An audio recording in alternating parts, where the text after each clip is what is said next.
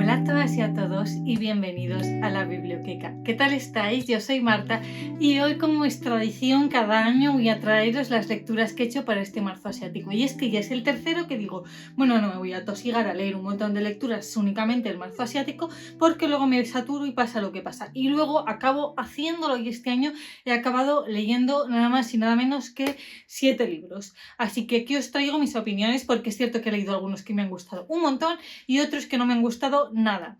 Sí que es cierto que, bueno, para los que no lo conozcáis, esta es una iniciativa creada por Magratajos Tiernos que consiste en divulgar, compartir literatura de autores y autoras asiáticos o de libros ambientados en algún país de Asia para promoverlo un poquito. Este año yo he sido mala, no os voy a engañar, intento leer literatura de todos los países durante todo el año. Y sí que es cierto que tengo predilección por la literatura japonesa, con lo cual es de lo que más hay en este vídeo. Y es una pena que sobre todo nos lleguen lecturas de China, Corea, Japón. Pero así es la vida. Es más complicado encontrar un libro de un autor de Kazajistán que de un autor de Japón. Y por eso pues también me es más fácil encontrar libros que me gusten de estos países y es mayoritaria compartir estos libros. En mi canal, por lo menos. Lo digo porque en otros vídeos que he hecho he recibido comentarios bastante negativos de oye, ¿por qué no recomiendas más libros de X país? Pues oye, si tienes alguna recomendación de un país distinto a los que he recomendado yo por aquí, lo agradezco, lo apunto, lo leeré. Antes de empezar, os recuerdo que me podéis seguir en Instagram, en Goodreads, suscribiros a este canal si os interesa el contenido, dejarme algún comentario bonito, quiero darle me gusta a este vídeo, que ya sabéis que me ayuda un montón. Dicho esto, son 7. Tenemos una de China, 3 de Japón, 2 de la India y una de Corea. Y os las voy a recomendar o desrecomendar en el orden en el que las he ido leyendo. La primera ha sido una lectura increíble y es Los misterios de la taberna Kamogawa. Esta viene de Japón. La he escuchado en Biblio, en audiolibro. Ha sido una experiencia increíble. Yo nunca había escuchado un audiolibro tan bien narrado, con sonido ambiental. Te metías totalmente en la historia. Y esta es una historia súper cozy. Son 4 o 5 relatos ambientados en una taberna, que no solo es una taberna tradicional japonesa, sino que además es una taberna donde tú puedes ir y es como una especie de agencia de detectives donde tú pides un plato que has comido en algún momento de tu vida y que quieres rememorar, y ellos hacen una labor de investigación para intentar recrearlo lo más fiel posible. Son un padre y una hija. El padre es un detective retirado y son pues una serie de historias que si va uno que quiere recordar un plato que le hacía su mujer que ha fallecido, otra un plato que comió en una primera cita con X persona, y se ponen a hacer investigación de qué ingredientes usar y tal, y al final te queda un poco la reflexión de que no importa tanto el plato como la historia que hay detrás. Es un libro que es súper fácil de leer, súper ligero, súper sencillo. No se mete para nada en cosas profundas. Es como leer algo súper simple y que de hecho lees uno y ya todos tienen un patrón muy repetitivo, lo cual a mí me ha venido genial porque me ha ayudado en un momento en el que no me apetecía leer cosas complicadas y ha sido una lectura súper easy. Esto también hay que tenerlo en cuenta antes de empezar el libro, porque puede que te esperes una historia muy compleja o algo elaborada y esto es todo lo contrario, una historia para disfrutar sin llegar a sumergirte en algo complejo. Por ejemplo, yo creo que os gustará, si os gusta el del gato que amaba los libros o el de Antes que se enfría el café.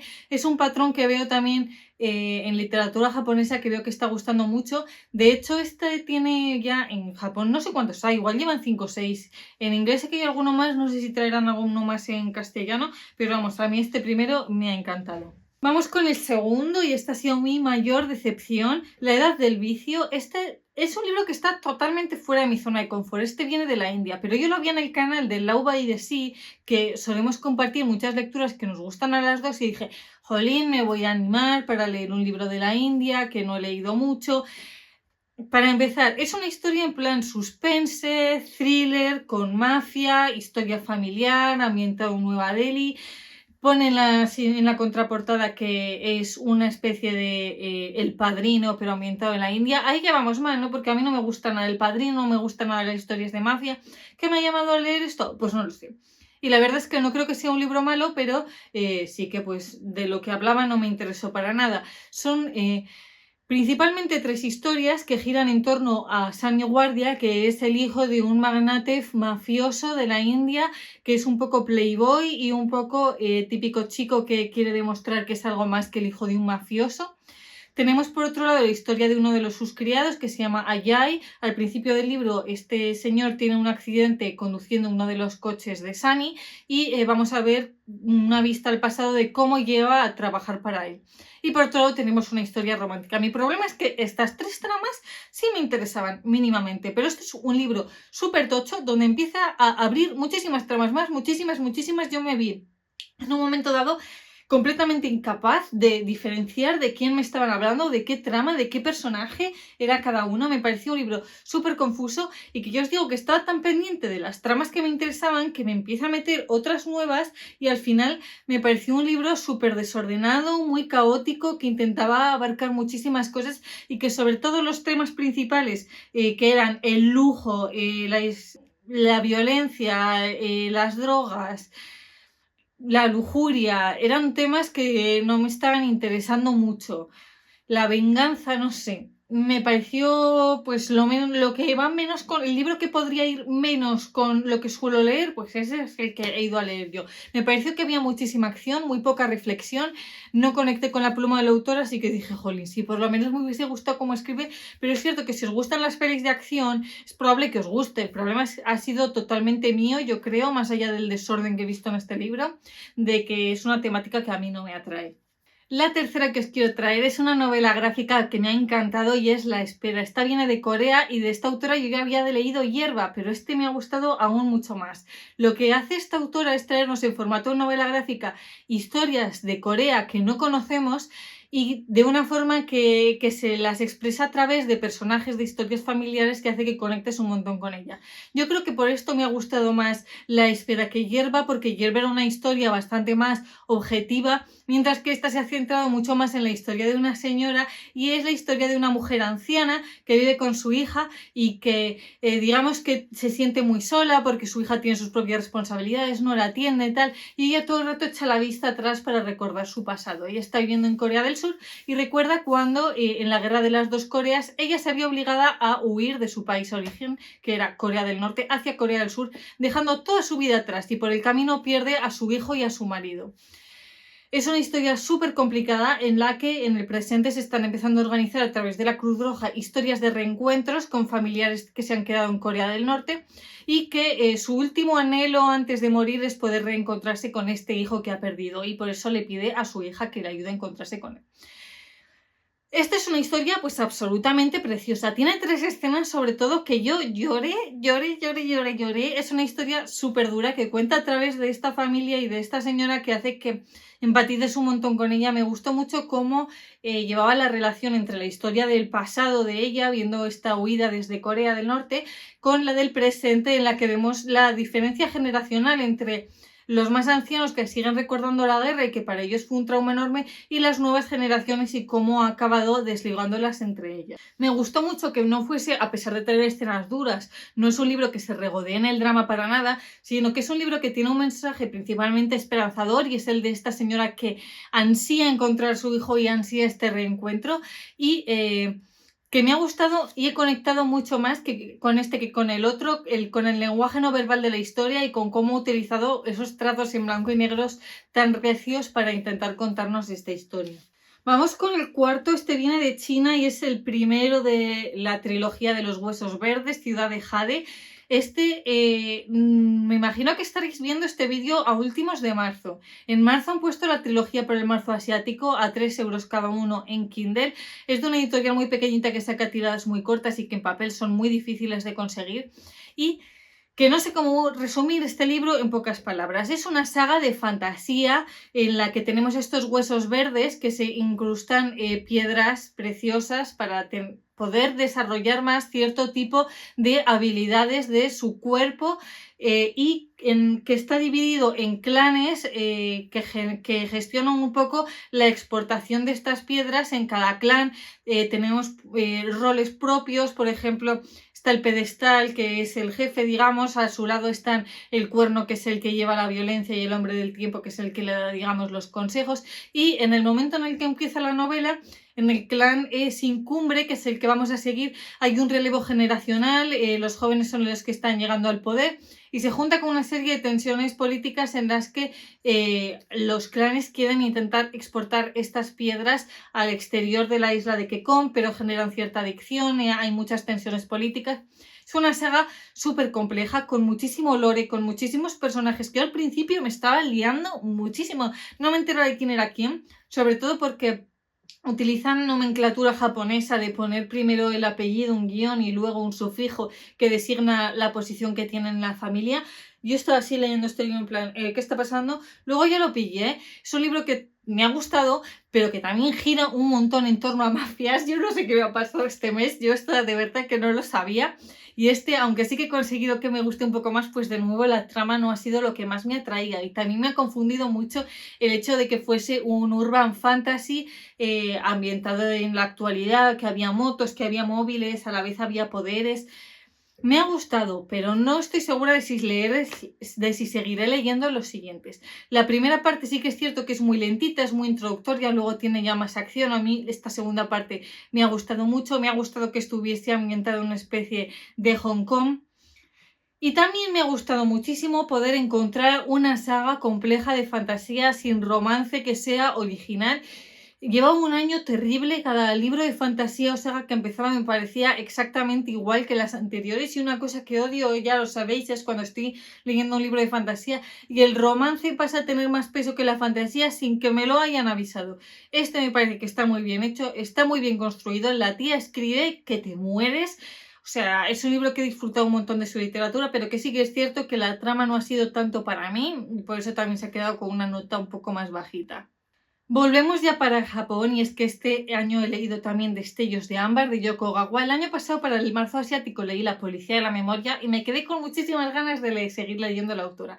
Este también me ha encantado. Es la historia del señor Ámbar, que es un anciano que vive en una residencia pintando a su rollo y que nos está todo el rato también un poco obsesionado con su pasado, un pasado en el que cuando una de sus hermanas muere, la madre decide encerrar a los 3 hermanos restantes en un chalet y dejarles 6 años encerrados. Les dice que si sale de casa va a estar ahí el perro demonio y el perro demonio les va a comer y les va a matar. Así que les genera un miedo terrible el salir a la calle.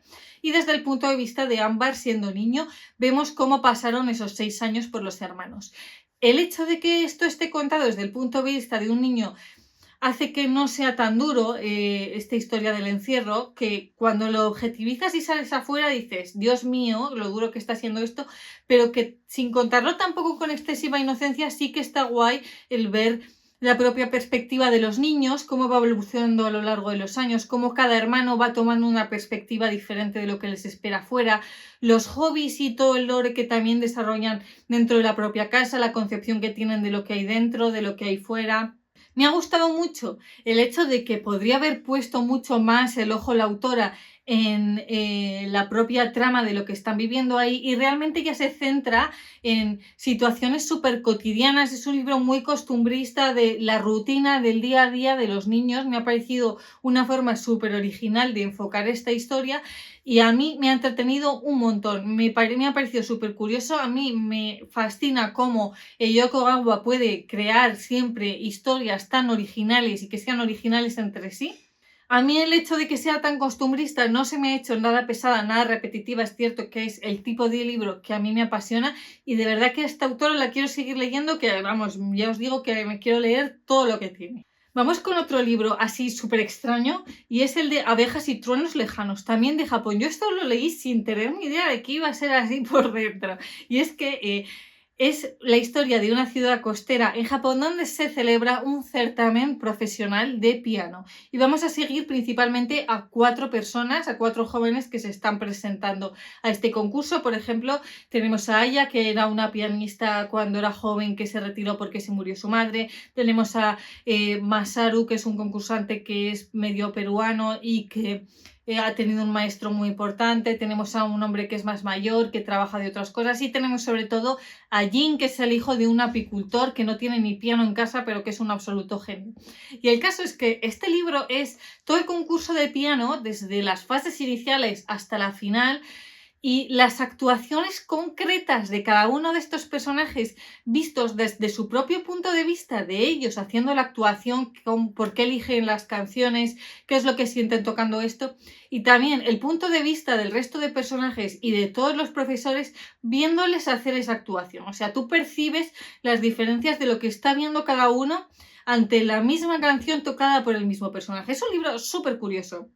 A mí me ha parecido fascinante este concepto, me ha interesado un montón, me ha sabido transmitir este amor por la música clásica, esta pasión por llegar a ser artista, pero sí que es cierto que no soy fan de la música clásica, con lo cual había muchísimas referencias a un montón de obras que no he pillado y que hubo un punto en el que se me empezó a hacer súper pesado, en plan, ¿en serio es esto?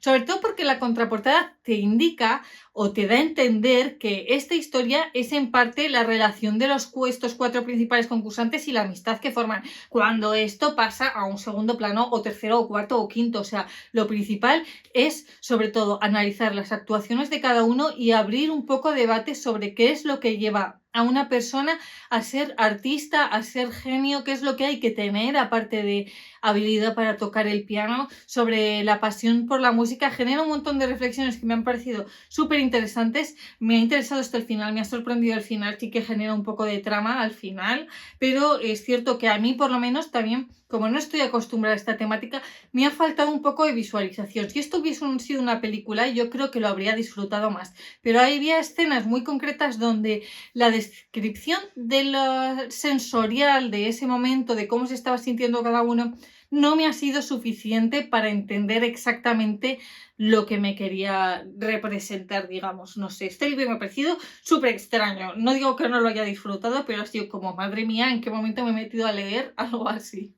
Y después ya el último, que voy a pasar brevemente por él, he leído el libro de la selva, que también viene de la India. Lo he leído en audiolibro, en eBiblio, y no os puedo desrecomendar más el audiolibro que hay en eBiblio.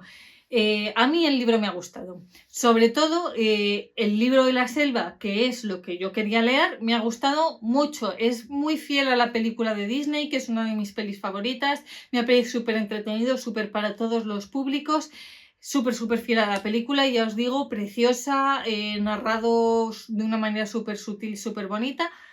Pero en esta edición vienen unos cuantos relatos más que yo no lo sabía, sin título, sin presentación, sin absolutamente nada. Y el principal problema ha sido que esta edición, que yo no he conseguido encontrar tampoco, os quería dejar el nombre del resto de los relatos por si los queréis buscar, pero no he sido capaz de encontrar qué edición es la que hay en el biblio, porque no pone la editorial.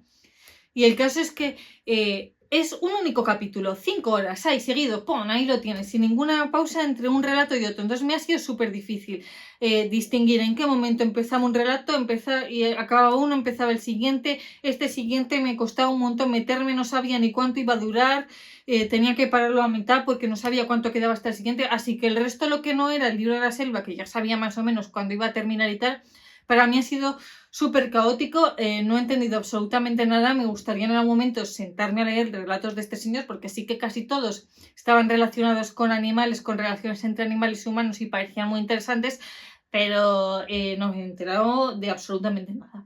El libro de la selva como tal, muy bien, muy bonito, lo recomiendo un montón. La experiencia escuchando este libro les recomiendo muchísimo. Y nada, estos eran los 7 libros de los que os quería hablar hoy. No sé cuánto tardó, pero yo creo que he ido bastante rapidito, ¿no?, para la racha que estamos llevando. Y nada, esto ha sido todo por hoy. Dejadme por comentarios si habéis participado en esta iniciativa, qué libros habéis leído y cuáles me recomendáis. Y si no, pues igualmente dejadme alguna recomendación de libros asiáticos por aquí por comentarios, porque ya sabéis que esto no acaba solo en marzo, sino que tenemos que leer literatura asiática si nos gusta, sin forzarnos tampoco, durante todo el año. Nos vemos la semana que viene y os mando un besito muy grande. Adiós.